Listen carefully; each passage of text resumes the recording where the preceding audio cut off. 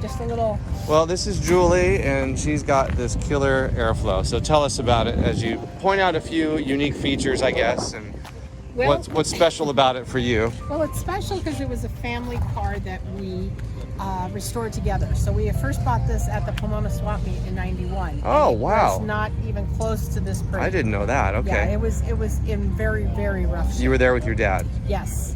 And so it was kind of like, what are you thinking? But he had the vision on that. So restoring it in full by the end of '95.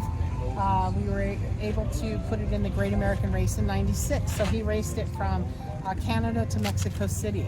Oh, wow. And that was really kind of a cool timed race event. Yeah, 27 years ago. Yeah, so that was pretty amazing. That's how he kicked off celebrating the restoration of the car.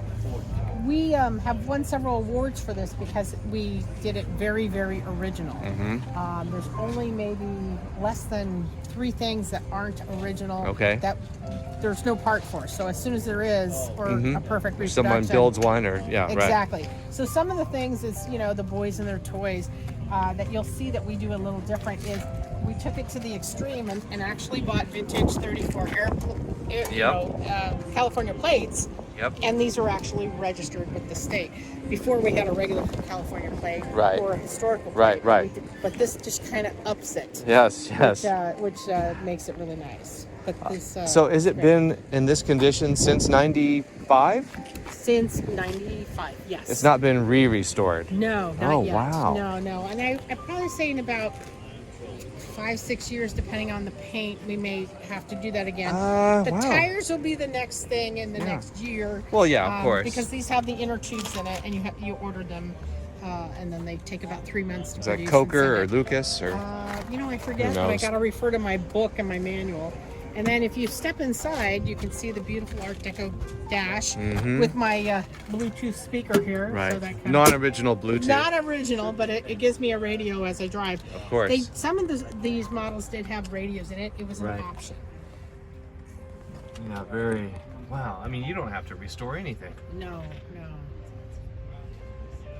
All right. So it makes it So very where nice. is overdrive? Where's the overdrive? Okay, so when you're driving this, it's a standard H, so we have 3 speeds. So when I shift into 3rd gear and it gets to 40 miles an hour, I just release the gas and it automatically shifts into overdrive, which allows me to go up to whatever top So there's speed. no overdrive switch. There is, but I leave it on. You leave it on. And then it does it automatically for me. Okay. So I don't have to think about it. In 2nd or 3rd? It does it in 3rd. Second Only doesn't- 3rd. Well, because 2nd doesn't get me up to 40 miles an hour. Not hot. Okay, got it. Got it. It just doesn't get there. Got it. So it only gets me up to about 30.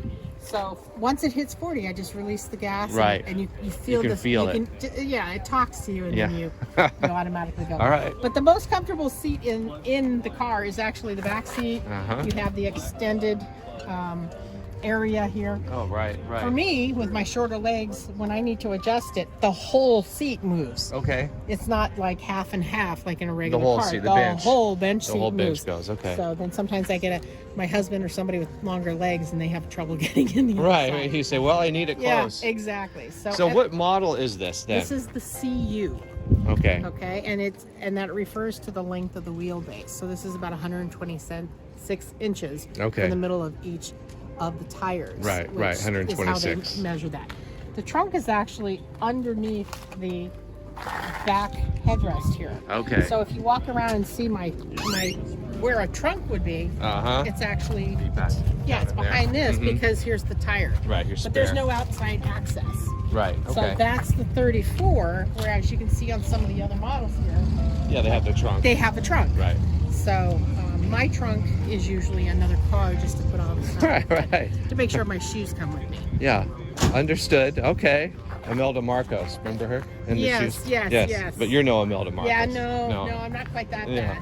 Yeah, wow. I mean, I don't know. Yeah.